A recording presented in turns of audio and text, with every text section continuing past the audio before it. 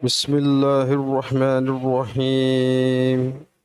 شروع اللہ کا نام لے کر جو بڑا مہربان نہایت رحم والا ہے۔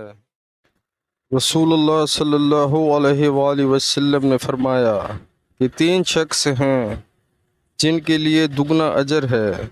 ایک وہ جو اہل کتاب سے ہو اور اپنے نبی پر اور محمد صلی اللہ علیہ وآلہ وسلم پر ایمان لائے، اور دوسرے وہ غلام جو اپنے آقا اور اللہ دونوں کا حق ادا کرے، اور تیسرے وہ آدمی جس کے پاس کوئی لونڈی ہو جس سے شب باشی کرتا ہے، اور اسے تربیت دے تو اچھی تربیت دے، تعلیم دے تو عمدہ تعلیم دے، پھر اسے آزاد کر کے اس سے نکاح کر لے تو اس کے لیے دگنا اجر ہے۔